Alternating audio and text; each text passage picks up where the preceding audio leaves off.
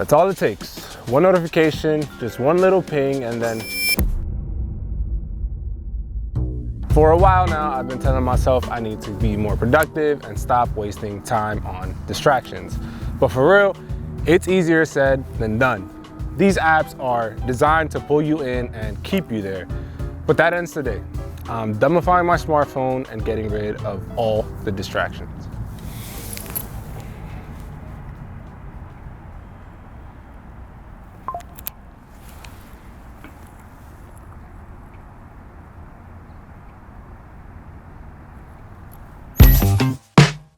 Sometimes it's something as small as replying to a text or swiping away a notification. That little distraction activates this muscle memory, and before I know it, I'm on Instagram or Twitter chasing that quick dopamine hit. Like, it cost me way too much time, and probably some of you too. And it didn't really hit me until I checked the time I spent on social media in a week, and it was just crazy. But it's not just about social media either. It's the way my phone pulls me in. Even when I have something important to do, I pick up my phone with the intention of doing something productive or, handling business, and I'd waste 20 minutes on things that don't really matter to me. It felt like I was fighting my own brain a lot of the time. And don't get me wrong, our phones are good tools. They let us stay connected, they let us create and do things that we couldn't have imagined even like a decade ago. But if we're not careful, they stop being tools and start being traps. Apparently, the average person spends about 5 hours a day looking at their phones. Tech companies pour billions of dollars into figuring out how to keep you on their applications. And we live in the attention economy. Companies aren't just competing for your money, they're competing for your time, and they've gotten really good at it. Every time you scroll through an app, watch a video, or check a notification, that's data for the data brokers. Infinite scrolling, the autoplay videos, and constant notifications are all engineered to keep you engaged for as long as possible. And it's not by accident, it's by design. And it works because algorithms don't just guess what you want, they know. Based on every tap, every scroll, and pause, they're building a digital version of you that's super accurate. Think of it this way. Your phone knows you better than your best friend. It knows when you're bored, it knows when you're tired, and exactly what meme is gonna keep you up at 2 in the morning. I'm sure some of this isn't surprising, if any of it at all. I mean, look around, everywhere you go, people are glued to their screens. A big part of the issue though is the culture that this age of algorithms has created. The content that performs the best and therefore gets presented the most to us is just a bunch of brain rot. It's quick, it's catchy, and it's everywhere. Not all, but a lot of it isn't adding much value to our lives. It's just noise designed to keep us watching and swiping. Every time you get a like or a notification, you get a tiny hit of dopamine. I mean, y'all know the feeling. It's the same reward system that makes gambling addictive.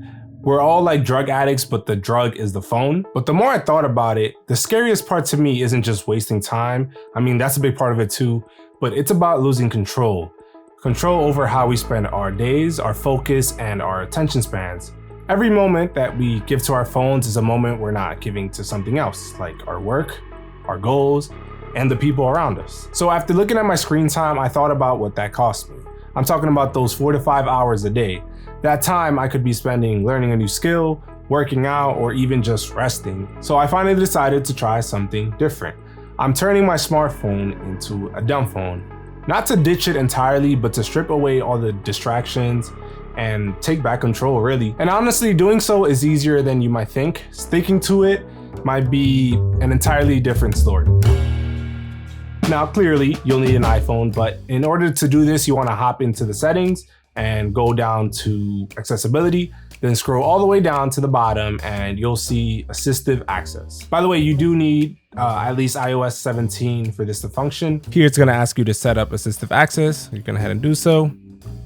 Then it's gonna ask you to confirm, continue, and then it's gonna ask you to verify the associated iCloud or Apple ID. Go ahead and do that and then continue. Here you'll be able to set up the layout you want, rows or a grid, and then you can select the apps here that you want access to by just clicking the plus sign. And by the way, some are optimized for this and others aren't. Mostly the Apple ones are optimized, but they seem to work fine. It's not as fluid, but that's the point. It's supposed to be to slow down and not get hooked. So within each app, you can also control specific settings. So for example, in the phone app, you can control who can receive and make calls. But yeah, just add the apps you want, and the ones you don't, you just keep out. So once you selected all of the apps that you want access to, it's gonna give you some more information on how using assistive access works. So for example, to access emergency services, you're gonna have to triple click your power button and some other information like how notification works and privacy information. You can read these over, but I'm gonna go ahead and click continue, and it's gonna confirm again. So don't forget this passcode, because you're gonna need it to, access your phone. So it's gonna ask you to set up a recovery account. I'm just gonna use my Apple ID, just in case you ever forget the code, you can access your phone. So after you've done so, it's gonna tell you how to exit assistive access, which we'll go into. You're gonna just be triple clicking the power button.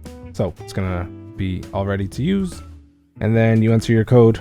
So your screen will go black for some time, and then it'll take you into your new demofied smartphone. So this is what it looks like. You see when you get notifications, it has a bell icon here. It says new. Yeah, that's pretty much it. So first of all, this is what your wallpaper looks like. You can set a wallpaper. So yeah, to get into your settings, you triple click 1, 2, 3, and then it's gonna give you 3 options: your settings, emergency call, and to exit completely. So let's go into settings. It's gonna give you some stuff like your text size, so you can, customize it to your liking. If you want to turn your phone into airplane mode, you can do dark or light theme, and then your brightness and volume. And of course, you can shut down your phone. But that's about it. That's all the access you have to your phone. I honestly don't think going cold turkey and just living off the grid is, 1, going to work, but 2, it's a good way to go about this transition. For starters, our world runs on smartphones now. If you need a menu at a restaurant, scan the QR code. Want to book a parking spot, scan the QR code. Book a city bike, download the app. So off the rip, I'm not diving into this 100%. I already know I want to switch back on the weekends and give myself some fun time. And that's cool. Like I said, I don't want to be disconnected from the world. The goal isn't perfection right now. It's to find balance. The point is to gain some time back and help me regain focus and just get more out of my days. I don't know how this is going to be. I'll probably check back in 30 days and give you guys an update.